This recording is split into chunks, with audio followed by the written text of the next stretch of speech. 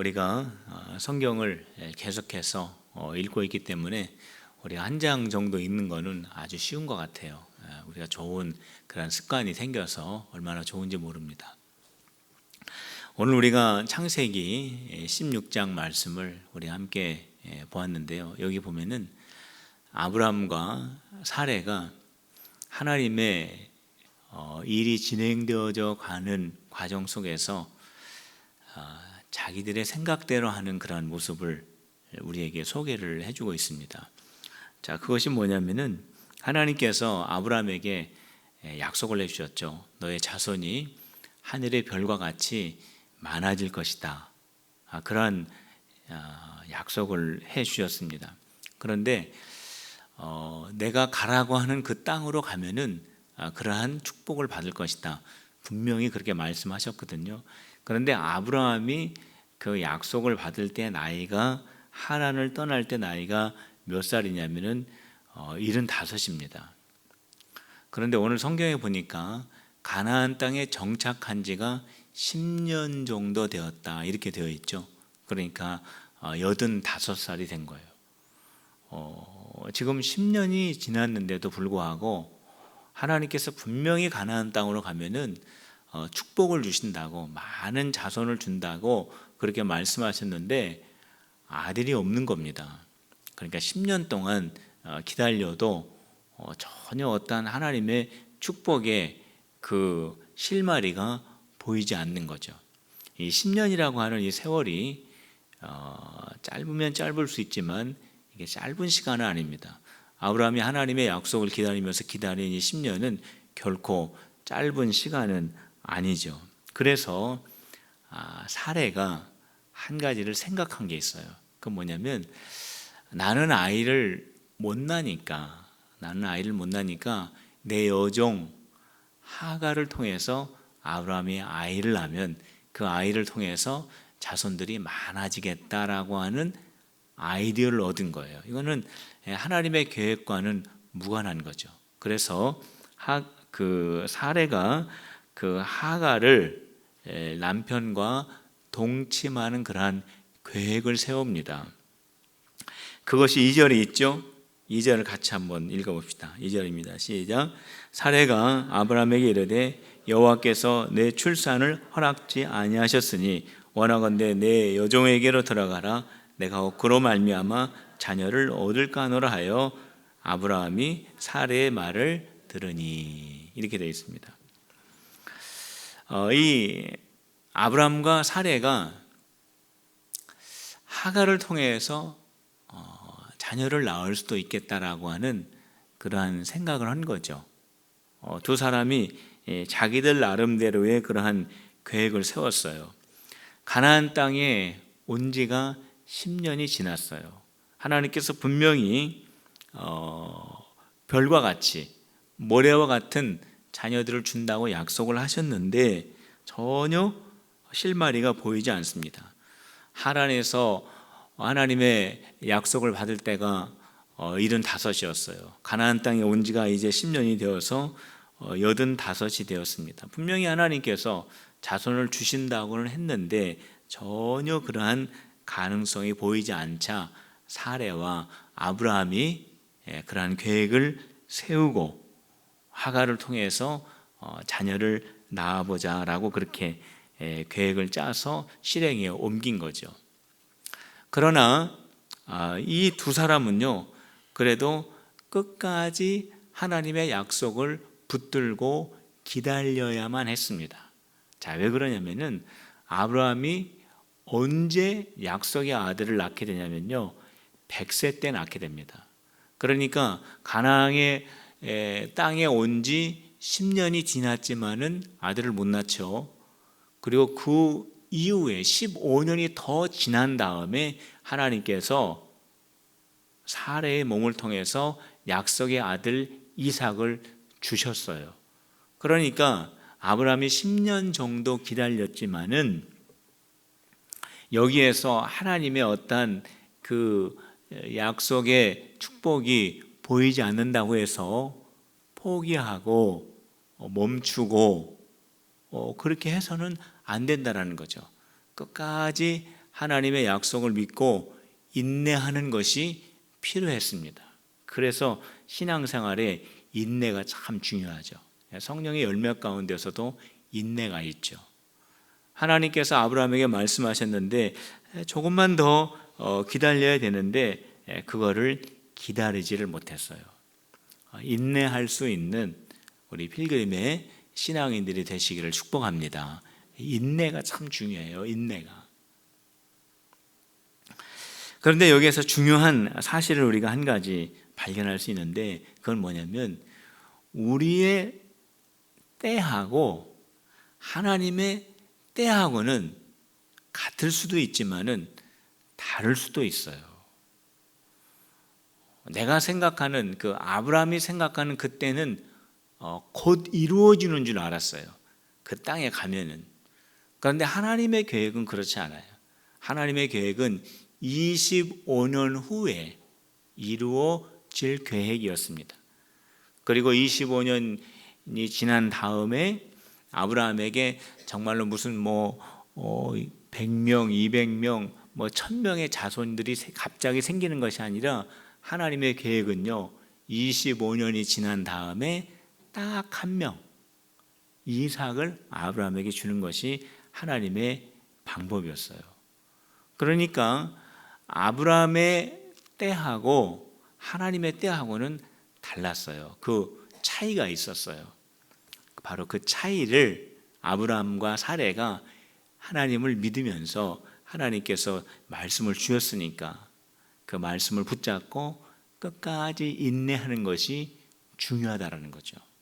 성도 여러분, 하나님께서 우리에게 말씀을 주셨을 때, 우리에게 약속을 주셨을 때 언제 그 약속이 이루어질 것인가 보다 더 중요한 게 있어요.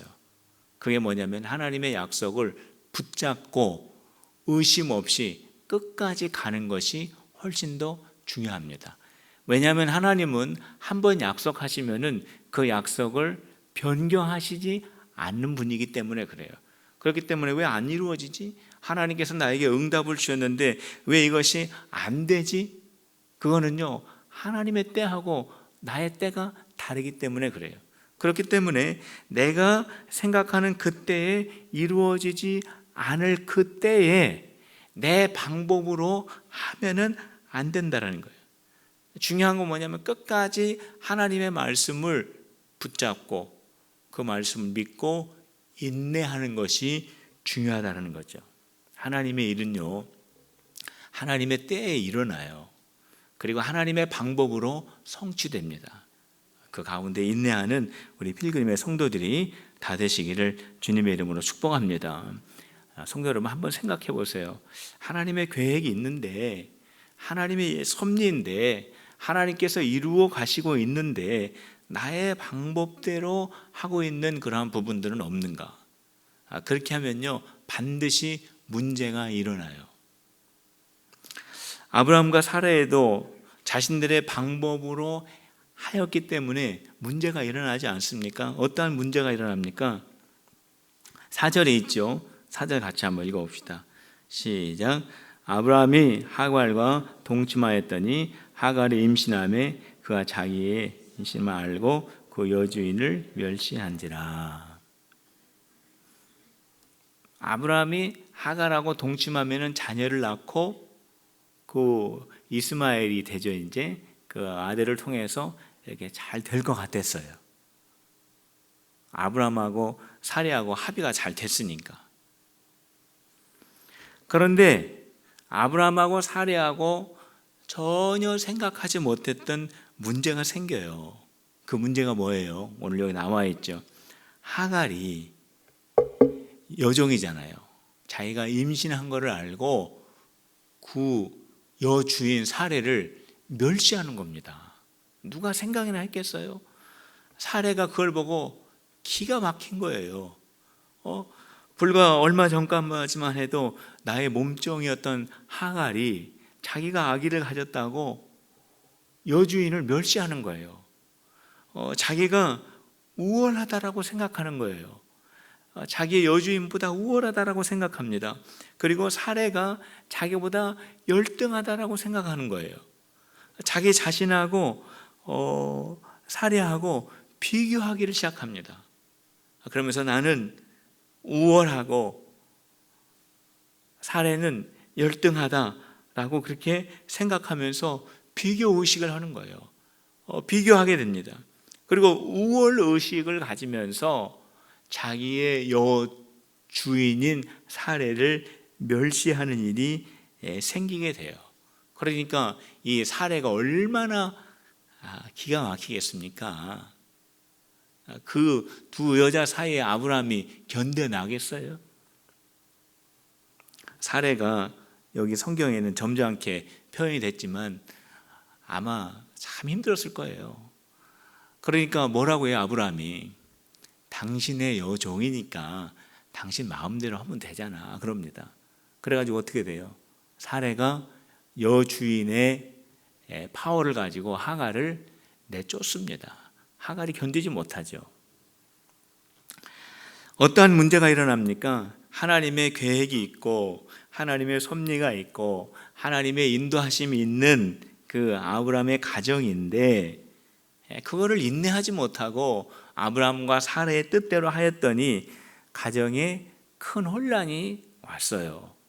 이게 바로 하나님의 계획과 하나님의 섭리 속에 있을 때에 아브라함과 사라가 자신들의 뜻대로 하였기 때문에 나타난 그러한 결과 중에 하나라는 겁니다.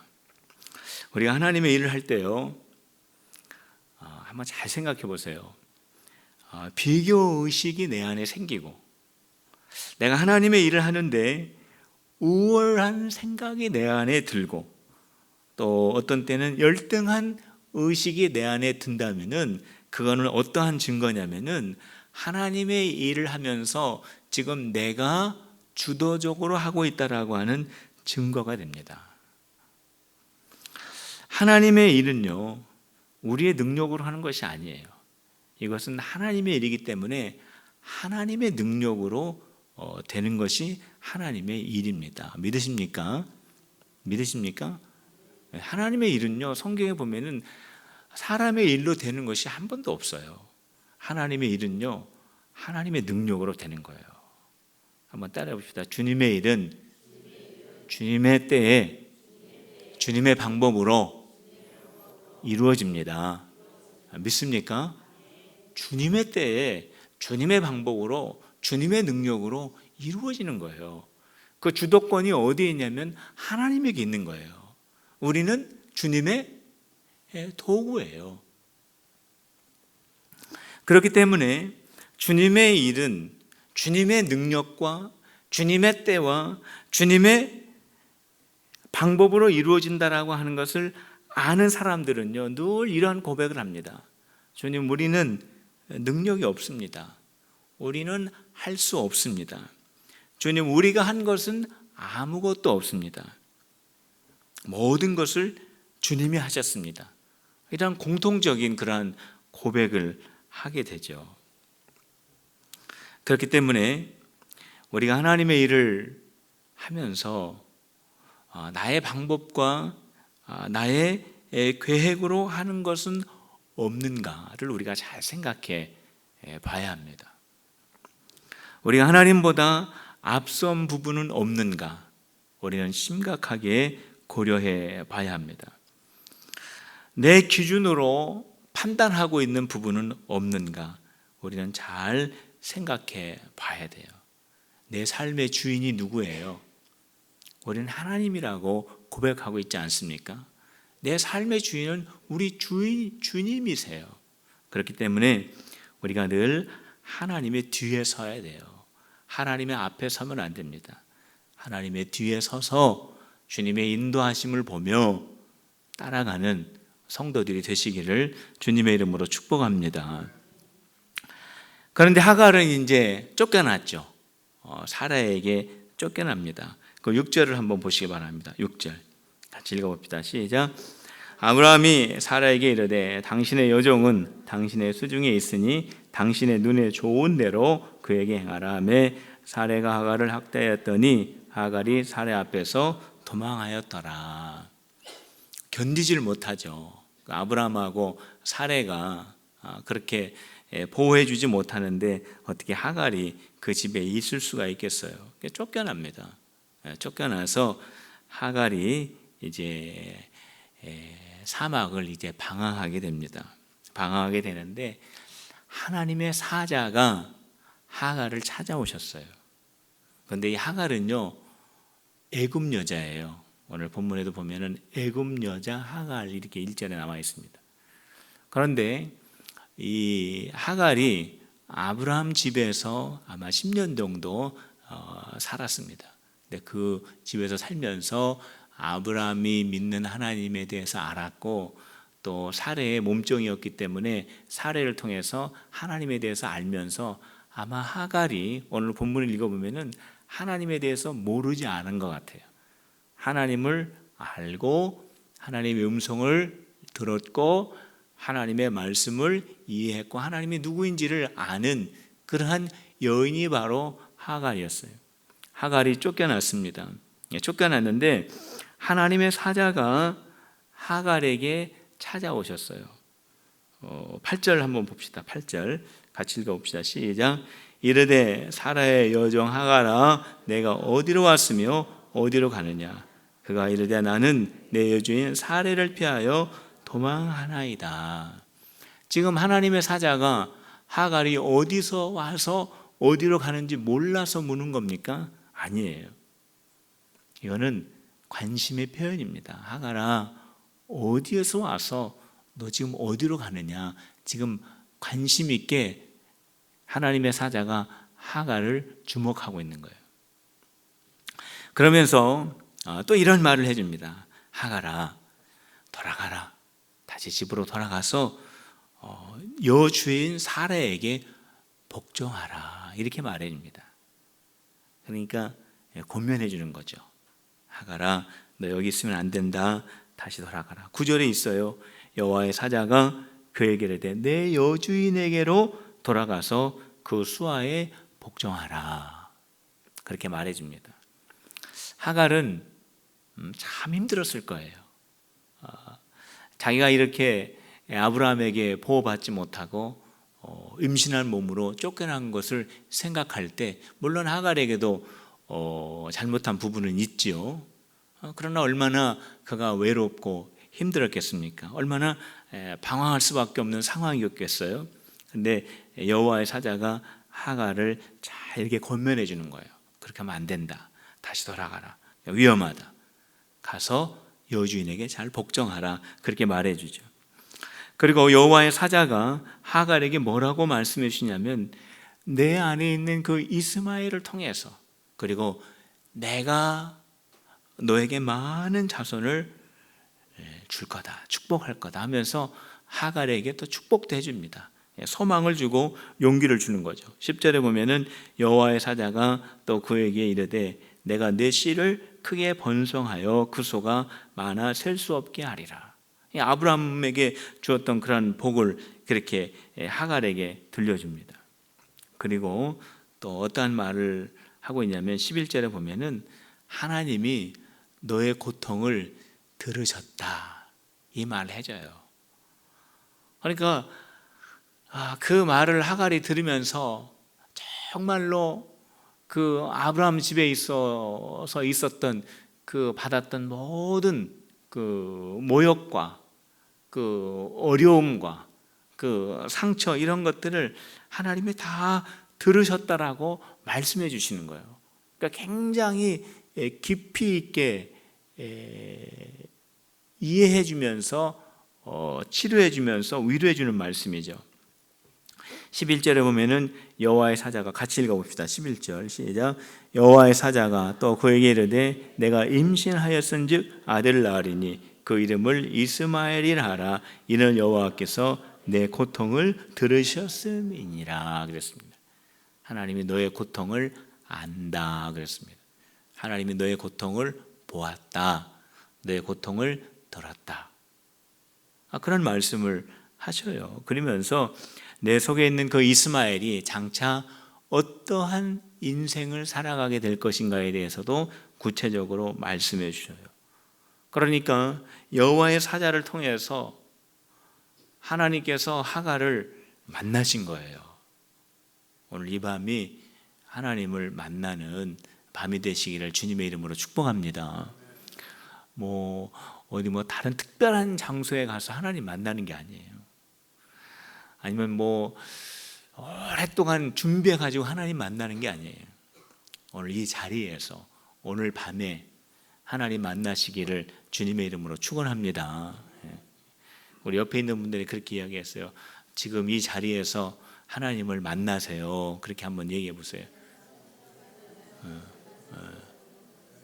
여러분 하나님 만나기를 원하십니까? 오늘 우리 필그림 교회 저녁 기도의 이 시간에 하갈에게 찾아오신 하나님 만나시길 원하시면 우리 크게 아멘 합시다.